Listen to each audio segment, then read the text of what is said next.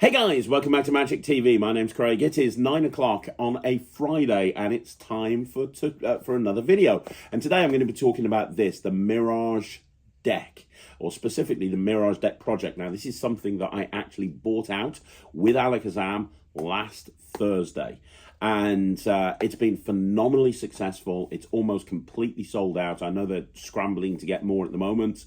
But thank you to everyone that's picked this up. I've had more messages, more emails. I was at the Magic Circle over the weekend and I had a ton of people saying they picked it up and they love it. So many people have said that this is their favorite project that I've ever bought out so far. So to everybody that's picked this up and continues to support my work, I want to say thank you very much. You guys know that I'm a big believer in taking tricks or utility items that have been around forever that people use for just one reason and trying to breathe new life into it. And I've been very passionate about bringing this out for a long time. And the reason's very simple. Honestly, the Mirage deck is probably my favorite gaffed deck. And I've been using it for probably the best part of around about 20 years. And I have a load of material that you can actually use the Mirage deck for. And on the Mirage Deck Project, I put a lot of that material. And I'm so proud of this project, and I'm so proud of the routines and the ideas and the concepts that are contained within. And on this video, I'm going to do basically an expose on it. I'm going to talk about exactly what the Mirage deck is, and I'm going to show you some of the routines that you can actually do with it. Because here's the thing, the Mirage deck has been around since time began, and people tend to use it for exactly the same thing, which is as a forcing deck. So there's a very good chance, if you've ever watched a Got Talent or some sort of program like that, and they need somebody like a judge to pick a card in a very fair way, they will probably use a Mirage deck because it is the cleanest, fairest way to have someone pick a card. So let's talk first of all about what the Mirage deck is and what you get with the Mirage Deck Project. So with the Mirage Deck Project, you get one Mirage deck. Now, having spoken to Peter Nardi at Alakazam and having spoken to Alex at Monster Magic, Alex Kirk, apparently their sales of Mirage decks have gone through the roof. And I think I understand why, and I'll get into that a little bit later on. But I'm so glad that more people are seeing the power in the Mirage deck. I really am. Because genuinely, there is so much you can do with this thing. But first of all, let's talk about what a Mirage deck is. Like I say, it's been around forever.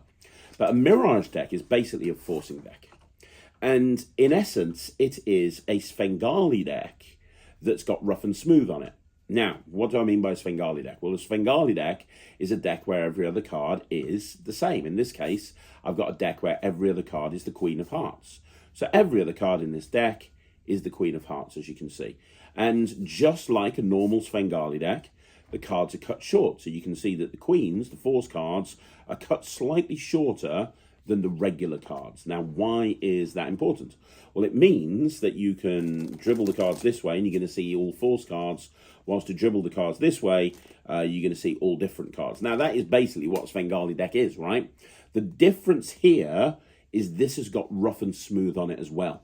So you can spread the cards out face down, you can spread the cards out face up, and all of the cards look different.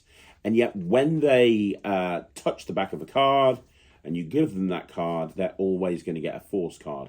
That's how the Mirage deck works. And that's what I mean about it being a very popular deck to do on television. Because this moment here looks really fair. You can see that all the cards are different. You can then have them pick a card, and when they touch a card, and you literally give it them, and you're separating the roughing fluid, they're going to get a Force card. Now, a lot of people don't know what the difference is between a Mirage deck and a Pop-Eyed Popper deck, and there is a lot of similarities in so far that the Pop-Eyed Popper deck is exactly the same as the Mirage deck. The only difference is it's not long and short. So a Pop-Eyed Popper deck is 26 regular cards, 26 Force cards alternating, but they're all the same size. So the features of the Svengali deck are not built into the Pop-Eyed Popper deck, but with the Mirage deck, it's a Svengali deck as well as being roughed and smoothed. And there's a lot of advantages to that. You know, there's routines that I do with the Mirage deck where I want them to cut the cards. Well, with a Svengali deck, because of the long and short principle, whenever I have anybody cut a card, they're always going to cut to a force card. As you can see, that's a double because of the roughing fluid, but you can always cut to a force card. Also, what's really useful is because of that long and short system, you can shuffle a Mirage deck because it's a little bit like a Svengali deck, right? With a Mirage deck, if you just riffle through the cards, they're going to fall in pairs.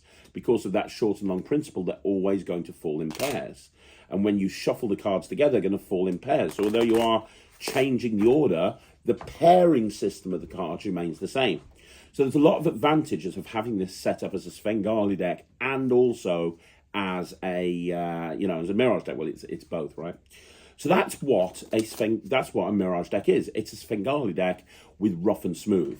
And because of the rough and smooth, you can spread the cards out like that. You can spread the cards out like this and have them touch one. That's basically what we have here. Now, the problem with the Mirage deck is that everybody that I know, or a lot of people, most people, use it for exactly the same thing every single time. They don't change it. The amount of people that I've spoken to, both before I did this project and also afterwards, that say, hey, I didn't realize the Mirage deck could do so much. I just wasn't aware of that. I didn't realize that the Mirage deck could literally have so many applications. And that's the thing, it does have so many applications. There is so much stuff that you can do with the Mirage deck. And it's a little bit like thinking outside the box. It's when you buy a trick, you know, you buy the trick and you read the instructions and you do it the same way as everyone else because that's how the instructions tell you to. All I like to do is I like to look at the deck and go, right, okay, let's put a pin in that. This is how they suggest using it, so let's put that over to one side. If I put a pin in that, what else can I do with this deck? What else is it capable of? What are the features of this deck? Well, they're pairs of cards. They're roughed together. How does that help? And then you kind of progress from there. And as I say, I've been using the Mirage deck for the best part of about 20 years. And when I say using it, I don't just mean using it occasionally. I've used this in my professional work for such a long time. And I don't know many other people that do. Now, on the Mirage Deck Project, it's almost 4 hours long. I think it's 3.5 or 4 hours long.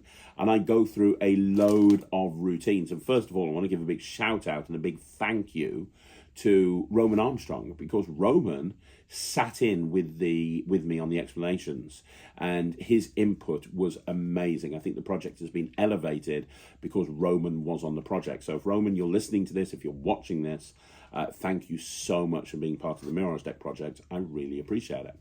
Now, on the project, I kind of start off by giving a bit of a history behind the Mirage Deck, what it is, how to handle it, so on and so forth. But then I go into routines. And one thing that I try to do on the project, and Roman is great at this as well, is I talk about how you can actually transition from one routine to the other. So it's not just a case of here's a series of tricks to do with this deck. It's also a case of hey, okay, so here's a series of tricks you can do with this deck, but here's how to move from one trick into another trick, into another trick, into another trick, if that kind of makes sense. And then when I actually go through the tricks, there's two different types of effects that I teach. Now, the first type are routines that just use a Mirage deck. So all they use is a regular Mirage deck. You take it out of the box and you're good to go. You can go and do those routines straight away. The advantage of a lot of the routines, by the way, on the Mirage Deck Project is they are completely self-working. So there's no skill required with them at all. So some of the routines, it's a case of, hey, this is self-working. Hey, you need a Mirage deck. This is what you do. Good. But then the second section, I talk about how using a Sharpie marker, you can take a Mirage deck and you can gaff it up. You can change it to create a deck that is usable for one routine and one routine only. And I go through several different ways of gaffing up your Mirage deck to create a custom routine. And you wouldn't use that Mirage deck for anything else. You'd use it specifically for that routine and nothing else, but it's a really strong routine. Now, I think that's, well, I know it is. That's why so many people are buying Mirage decks at the moment, because we know that a lot of people have bought the Mirage Deck Project, which comes with the Mirage deck, by the way, but then they're buying like 4 or 5 other Mirage decks because they've gone, okay, I like that one, that one, that one, that one, that one. I'm going to buy some more so I can gaff those decks up to be able to do that routine, that routine, that routine, for example, which is a really smart thing to do. And the cool thing about Mirage decks is they are very, very inexpensive. So, you know, I remember showing some of these routines to Pete Nardi, and he said each one of these could be marketed as a separate trick and sold for like 20 or 30 pounds, and we're just putting all of them onto this one project. The amount of value for money people are getting are crazy, because if somebody came to me with a submission and they came to me with this trick, for example, you know, we'd bring that out as a separate release. So the value that you've got on here is great, and because you can get Mirage decks very, very cheaply, it means that you can make all of those up. So let me show you one routine that you can do with just a normal Mirage deck that hasn't been gaffed up. Now, there's a ton of stuff you can do with it. This section is massive, and it's not just my routines. So Alakazam have got the rights to the Bob Austin books, and there's an incredible Any Card at Any Number on there by Bob Austin that we teach on the project. We also teach a bunch of different routines. There's various different card stabs. There's various different commercial routines. There's various different reversed card routines. There's a ton of stuff that we actually go through in this section. But I want to show you an Any Card at Any Number. And this is a live performance at the House of Secrets on stage. I think there were about 30 people in the audience, and it's a family audience. And I did the Any Card at Any Number routine on stage in front of this audience, and you can hear the reaction that it gets. It gets a great reaction. And a lot of ACANs, you have to limit the numbers. You have to limit the position in the deck, as you know. With this, there's no limitation. When you see this routine, really, you know, this is great for close-up, absolutely. But for stage as well, it's one of the strongest things that you can do, because you're going to see it now. You can literally show the deck. They're all different. You can have the cards shuffled. You have them pick a card. They can take any card they want to. That's lost in the pack. The cards are shuffled as many times as you want. You put the deck down. They name a number. You deal to that number. You can show all the cards are different, and the card at that number is their card. It is ridiculously strong. So let's have a look at a performance of the Any Card at Any Number. This is a live performance from the House of Secrets in Blackpool. What most magicians consider to be an urban legend. Let me explain right now. There is a trick in magic called the Any Card at Any Number. Let me explain what the Any Card at Any Number is. The idea is very simple. Somebody will pick a card. They get a free choice of any card. Somebody else will name a number. And then you deal down to that position in the deck, and the card is at that number. And the reason it's called an urban legend is because no magician has ever been able to work out how to perform this trick. But tonight, live at the House of Secrets, before Ryland comes out on stage, would you like me to perform the Any Card at Any Number? If you would, give me a cheer. Yeah! You can say that this is the moment that you saw it happen. And I need someone to come up and help me on stage. I have a pack of cards, I have a mat. I need someone to come up and help me. I see a few hands coming up. You right there, what was your name again? Matt. Come on up, Matt. Everyone give Matt a big massive. Matt! Stand right there, Max. Ladies and gentlemen, boys and girls, this is Max! Now, in order to do the Any Card at Any Number, you need a pack of cards. I have here a pack of cards. There are 52 cards. They are all there. They are all different. Max, you're the eyes and ears of the audience. Can you confirm that they're all there and they're all different? Very good. Now, the first thing I'm going to do is shuffle the cards. Max, how many times would you like to shuffle the cards? 1, 2, or 3 times? Thanks, Max. 3 shuffles. That's shuffle number 1. That's shuffle number 2. And this one here is shuffle number 3. Now, there's 2 parts to the Any Card at Any Number. The first part, most important part, is having the card picked. Now, if I ask you, Max, to name a card, most people will go for something like Queen of Hearts, an Ace of Spades, a King of Spades. There's certain cards that psychologically people go for. So we're going to make it completely random. I'm going to spread through the cards, Max. I want you to touch the back of any card. Any card, Max, touch anyone. Now, it's really important that you realise this is a free choice. Max, would you like that card? Are you sure? Max, I'm going to show you that card. I'm going to show the rest of the audience. Going to look away. Can everybody remember that card? Is that all right? Yeah!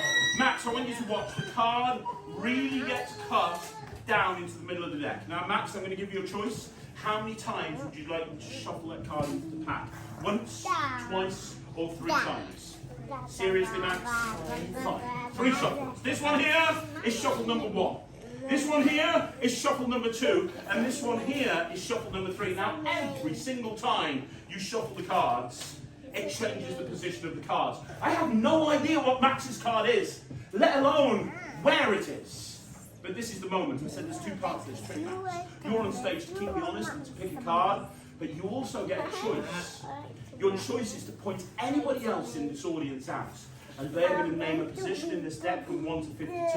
And amazingly, Max, the card that you picked, with no manipulation on my part, will appear at that number. Max, before you pick that person that names that number, would you like me to give it one more shuffle or leave the cards exactly as they are? My fault, never work with animals, children, or Max. Are you happy, Max? Do you want one more shuffle, or is that it? Fine. Stop laughing, it's not fun. One more shuffle, there we go. Are we happy, Max? Good stuff. The cards are in a random order. I'm not going to manipulate them again. I'm going to deal down to a number picked by a member of the audience that Max is going to choose. Max, point to somebody in the audience. Who would you like to point to? You? Is that Lloyd? You're pointing to him? You're pointing at Thea. Are you sure you want Thea? She is my daughter, and so she might be an audience. She's not, but she might be. Would you like Thea to name the number, or would you like somebody else? You want Thea? Thea, there are 52 cards in the deck. In a big loud voice, Thea, name a number. 51.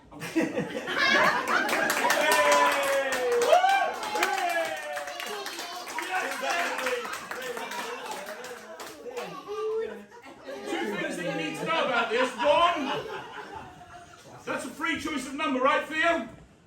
Number 2, you're grounded. 51. The most amazing and entertaining part of this trick is not dealing to 51.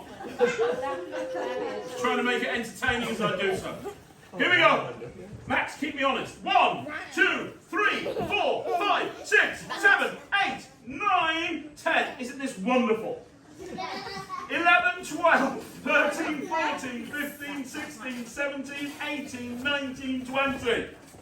21, 22, 23, 24, 25, 26, 27, 28, 29, 30. 31, 32, 33, 34, 35, 36, 37, 38, 39, 40. By the way, I hate you, Thea. You may be my daughter, but there's some word I want you to understand. It's called disown. Right. 41, 42. What was the number again? 51. 51. Thanks, just checking. 43, 44, 45, 46, 47, 48, 49, 50, 51. Now think about this for a second. This is the 51st card. The important thing that you need to understand, the important thing is that as I showed you earlier on, every single one of these cards is different. Every single card is different right there. You could have picked any card. This is the 51st card. For the first time in a big loud voice, Max, name a card. What was the card that you picked? No, Daddy, don't open my Tell me facts. What was the card? You're making this way harder than it needs to be, Max. The 5 of spades. Fear! Now let me down here. What was the number that you picked? Louder! 51. Louder! 51. 51. What was the card, Max? If this is the 5 of spades, you have just seen something that no magician has... Hang on, don't clap yet. This could be the Joker for all you know.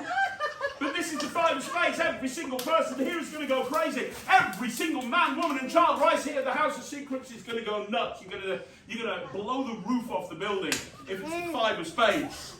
If it was close, you'd still go really mad. Because this is impossible. But if it was possible, then the 51st card in this deck, that he chose how many times I shuffled, would be the 5 of spades.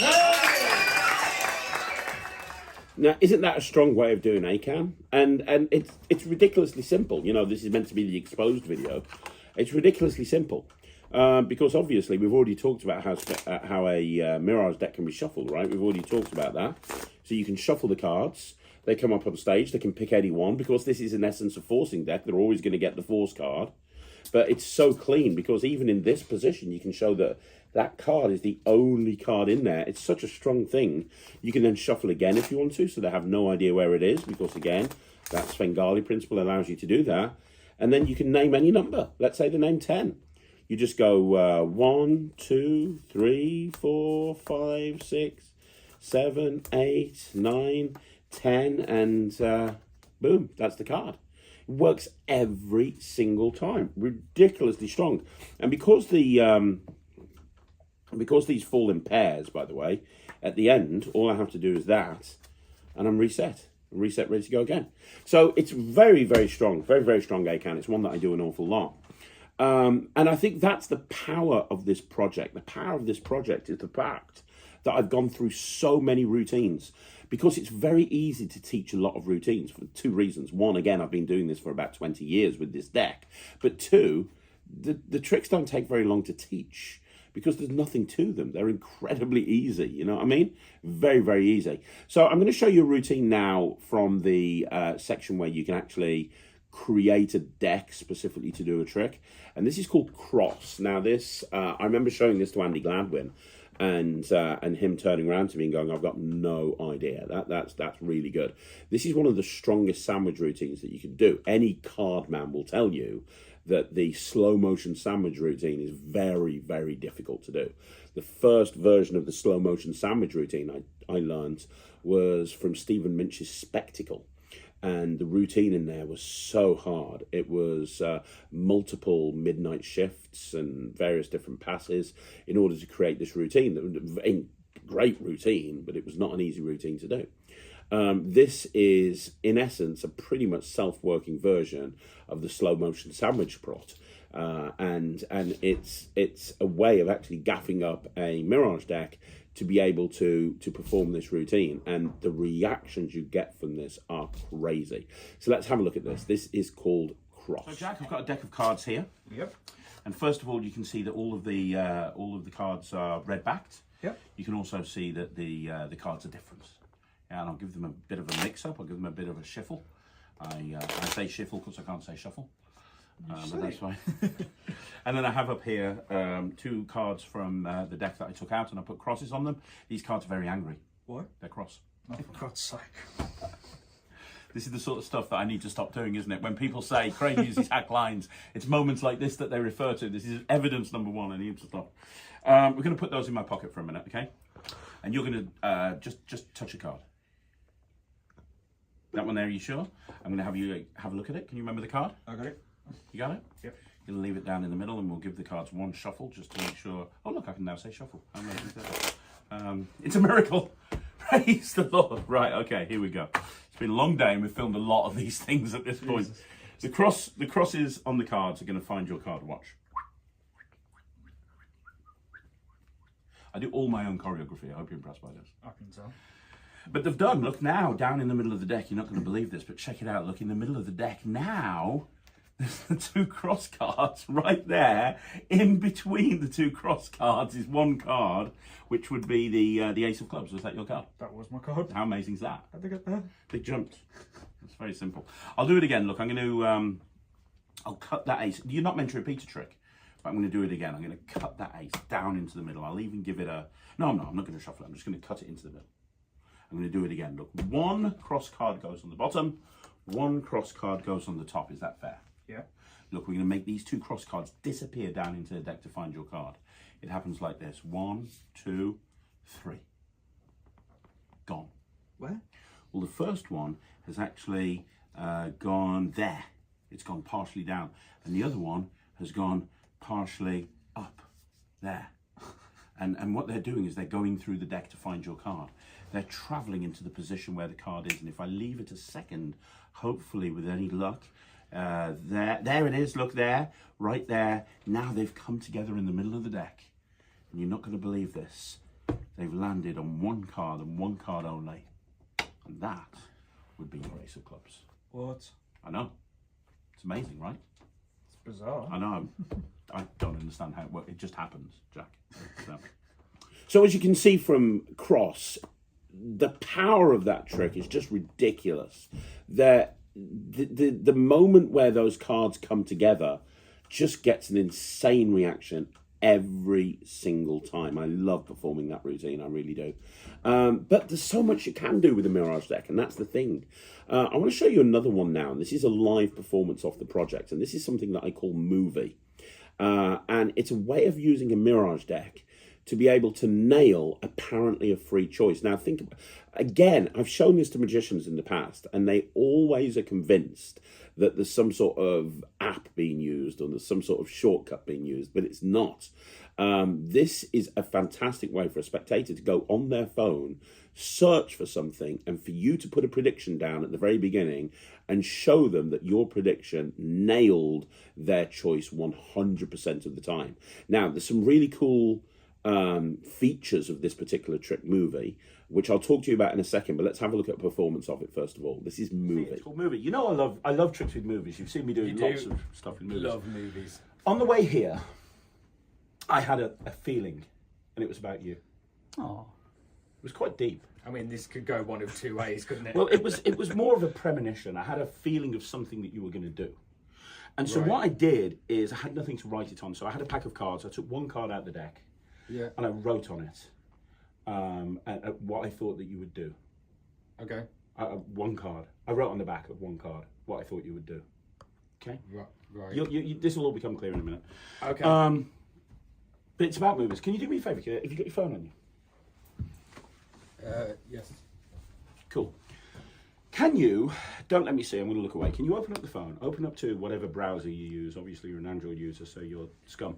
But open up to whatever browser that you want to use. Yeah. And type in top grossing movies of all time. Top. And when you've got the search results, let me know. Yep. Okay. Now, there should be a link to Box Office Mojo. That's the official kind of, or that's one of the most reliable sources for get this information. Yeah. Yeah, open up the Box Office Mojo link. And I'm looking away, but when you're there, tell me. And you should see that there's tons of movies there. They're all, it's the top movies of all time, top grossing movies of all time, yeah? Yeah, yeah. Let's just stick to the top 25. I want you to go back and forth over the top 25, 26, and just pick one. Pick one. It can be a film that you've seen before. It can be a film that you've never seen, a film that you want to see, you don't want to see. It doesn't really matter. Ideally, if you can visualize it in some way, that would be great, but it's not that important. And when you've got that film, let me know. I got one. You got one? I like this one. You like the film? Don't tell me or anything. Is it a popular film? What position is it at? 8. Interesting. So it's a really popular film. Yeah. Okay. And would most people know that film? I'm guessing as it's a really popular film, most people would know it. Yeah. Okay, great. Switch the phone off. And are you happy with the? You don't want to like change your mind or anything. You cool? Yeah. No, I love this movie. Okay, cool. So do you remember I said that I wrote on the back of one card? Yes.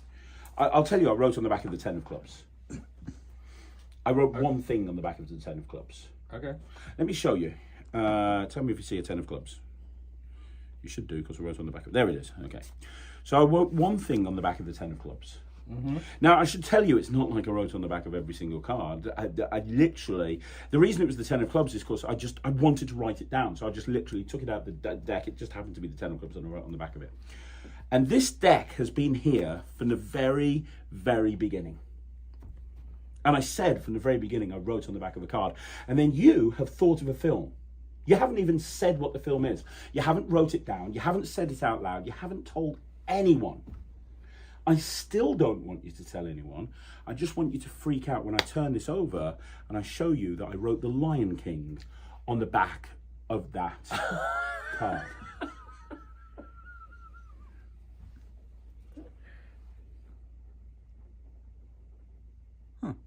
That's not possible. Well, it is. Can we just watch it happen?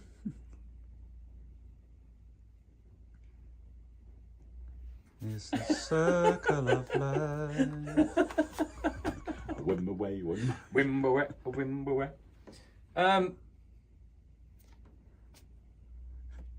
Well, that's fucked up, isn't it? Hey, that's a great film. Don't you disrespect. So that's Movie, and you know, I called it Movie because I use it to predict a film. However, one of the cool things about this is you can use it to predict absolutely anything that you want to.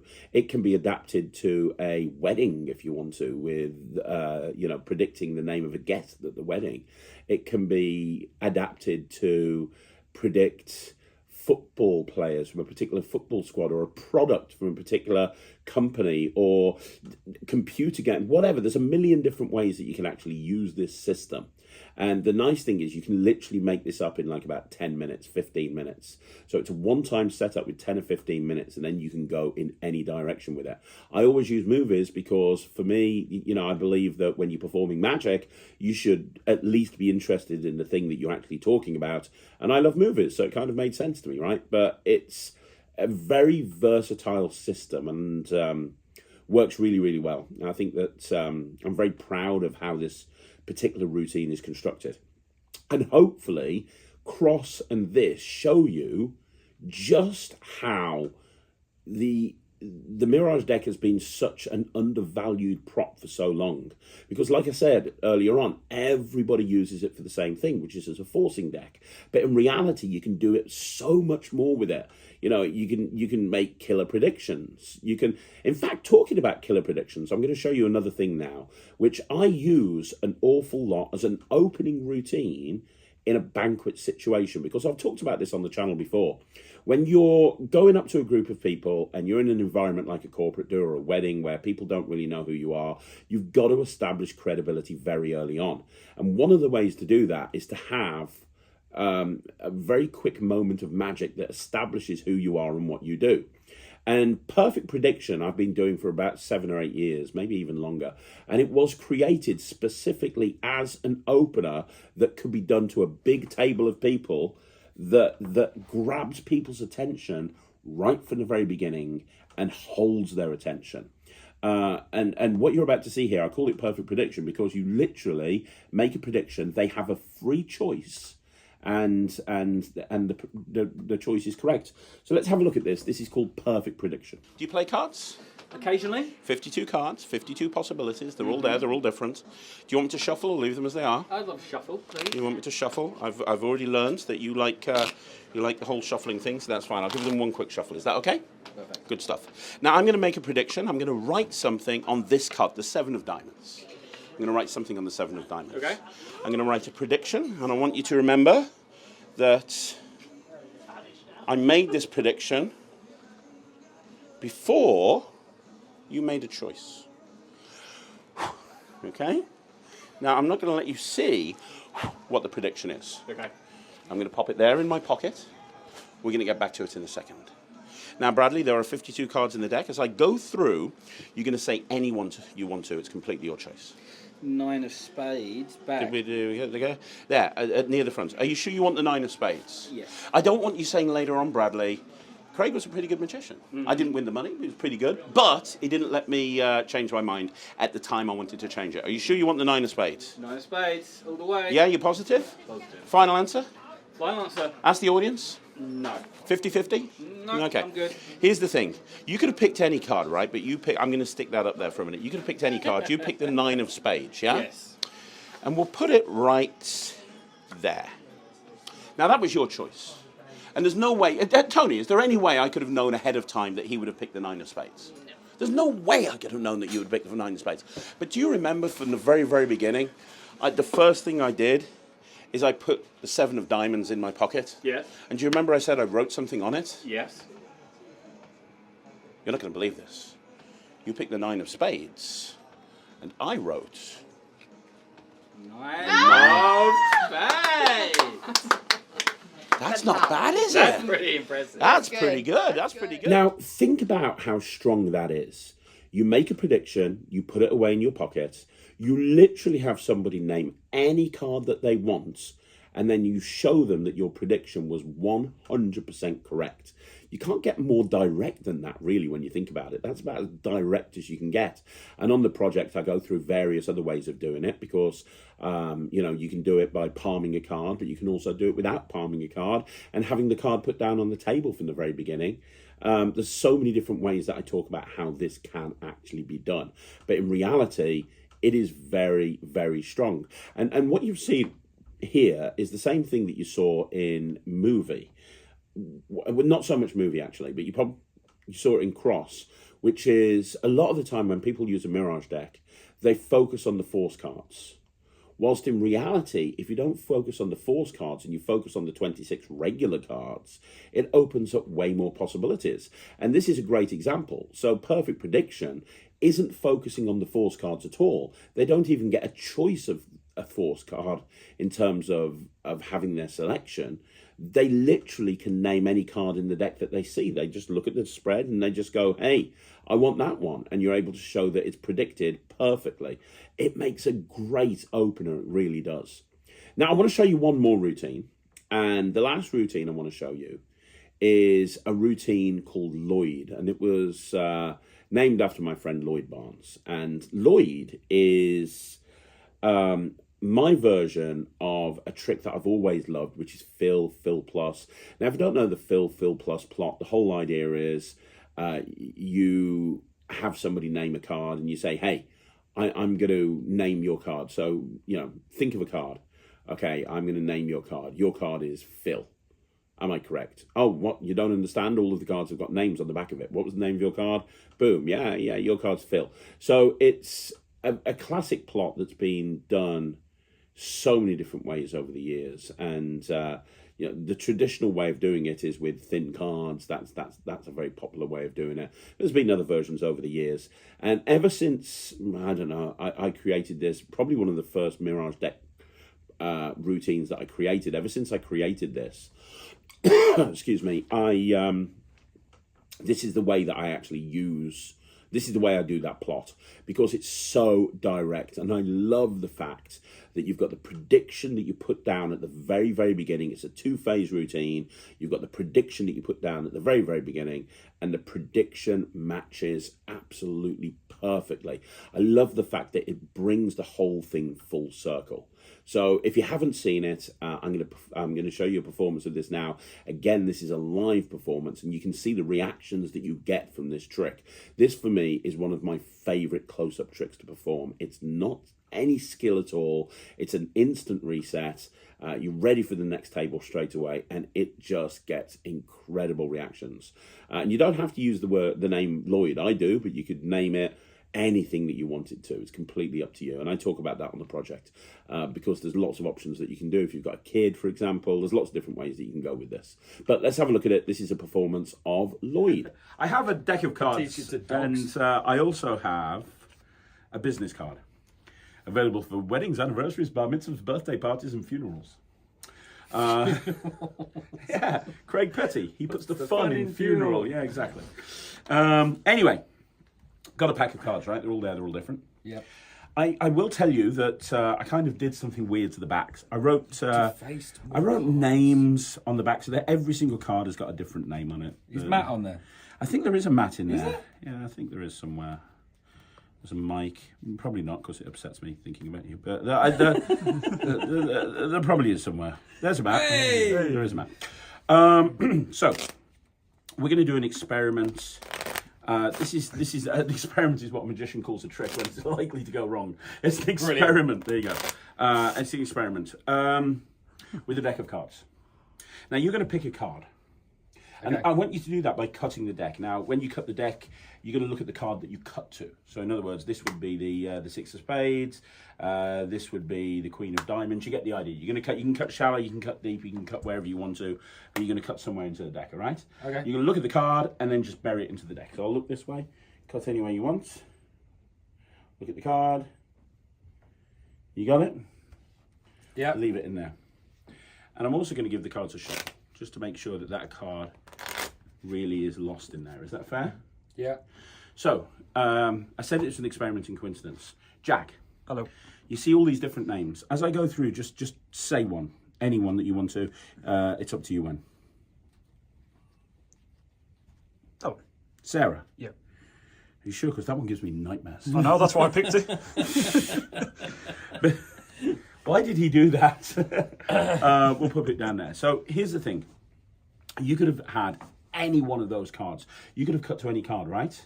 Yeah. And you could have said any name. I mean, you gravitated towards Sarah, but you could have gone with any name. You went with Sarah, and you went with a card, right? I did. And like I showed you, all the cards are different. You could have picked any card. They're all different. We shuffled the cards. Yeah. But it was the Queen of Clubs, wasn't it? That was the card that you picked, the Queen of Clubs. You picked the Queen of Clubs, didn't you? Do you know how I know that you picked the Queen of Clubs? Because I know where every single card has got written on the back of them. And the weird thing is, Jack picked Sarah, and that's the one that's written on the back of the Queen of Clubs. How weird's that? Did you know that? How did I know that? Isn't that weird? That's kind of weird, right? That's very weird. It's not just me that thinks that's weird. That's weird. No, it is weird. That's why the stunned silence happened. See if we can go one step further. Can we not? Hold on. Well, I went. Well, you need to take a minute here. I went through, and Jack picked a name. This time, just shout out a card that you like the look of as I go past.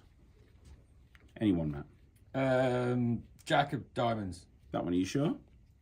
And again, are you happy? You can change your mind if you want to. Genuinely, at this point, I want you to understand you can go for a different one if you want to. Okay. You do? Which one? Six of Hearts. That one there, you sure? Yeah. Positive? Yeah. Final answer? Yeah. Phone a friend. 50-50. Because you could have gone with a different one. Yeah? What was the, I don't know what the first one was, but, you know, it was the Jack of Diamonds, wasn't it? That would have been a completely different... Jack of Diamonds, there you go, that's Connor. You could have gone with any card. You went with that one, yeah? Yeah. It says Lloyd on the back of it. That's the name of the trick. And it's also what I put on my business card at the beginning. I predicted the name that you would end up with. Okay, so there you go, guys. That is the Mirage Deck Project exposed. In essence, what you have here is you have an amazing gaff deck. This is Peter Nardi's favourite gaff deck. This is my favourite gaff deck. You have an amazing gaff deck that for sure, if you just had a Mirage deck, you could have someone pick a card and tell them what the card is. But in reality, there is so much more that you can do with this deck. There are so many more options that you can do with this deck. And what I've tried to do with the Mirage Deck Project is unlock the potential of the Mirage deck and show you different ways of using it and different ways of performing with it that kind of are very, very different to what the deck was originally intended for. Now, I've just scratched the surface. The performances I've shown to you today are literally just the icing on the cake. There is so much material on this project, you are never going to be able to perform all of it. And what's really nice is, although it's only been out a few days, the people that have actually picked it up have been messaging me and they've said, oh, this one's my favourite, this one's my favourite, this one's my favourite. And every single person has had a different favourite trick, which is brilliant.